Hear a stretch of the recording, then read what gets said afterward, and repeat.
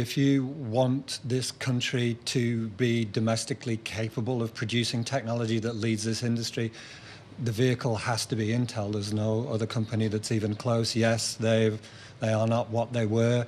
Yes, they have stumbled, but they're still the best if you believe in the necessity of advanced semiconductor manufacturing in this country.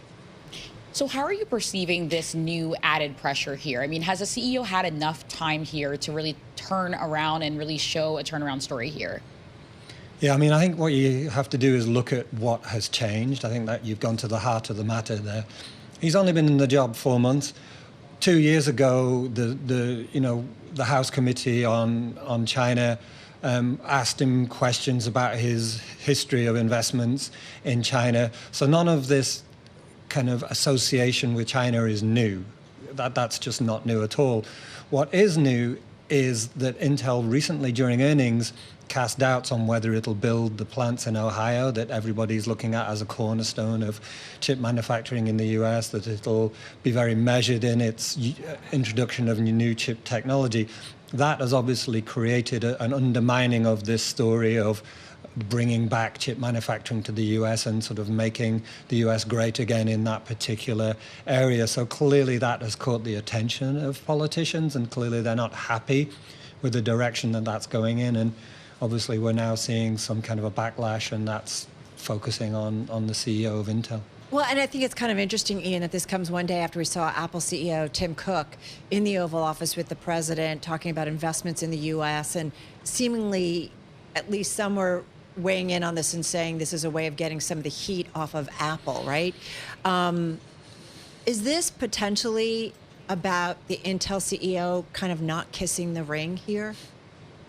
Yeah, I mean, we've seen Jensen Huang from NVIDIA, we've seen Lisa Su from AMD, and pretty much all of the chip CEOs at some point making an appearance in the White House or at various events where the president or senior administration officials have been.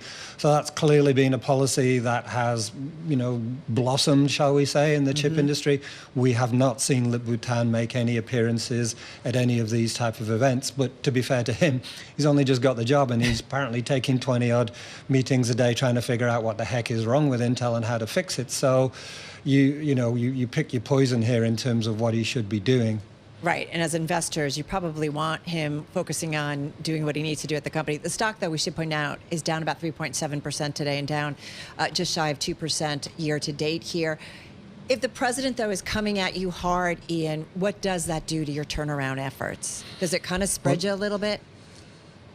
I mean, that's what we need to know. We haven't seen a response to this latest message from the president from Intel yet. We've been trying hard to get one, and we haven't seen one appear anywhere else. So you have to believe that that means that they are thinking very carefully and in a very measured way about how they respond to this. We've seen conjecture, well, is this the end for Lip-Bu Tan? What does this mean for Intel's turnaround? All out there, and clearly more uncertainty is not what Intel needs right now. We need signs that they're moving forward, and this clearly does not help. So earlier on, we actually had Republican Senator Tom Cotton adding pressure, saying the chairman of Intel's board earlier this week, he was asking questions about Tan's ties to China. And of course, we know that the U.S. is really focused on those national security concerns. Of course, Intel did say that they are committed to national security. But can you just speak to what some of those barriers are and what some of those headwinds, essentially, what are the flags that a lot of this industry is dealing with as it pertains to national security here? Yeah, I mean, semiconductors have become the absolute central tool that the US is using in its increasing geopolitical rivalry with China. Semiconductors are considered, because they are absolutely essential to technology that you would use to develop either economic strength or military strength.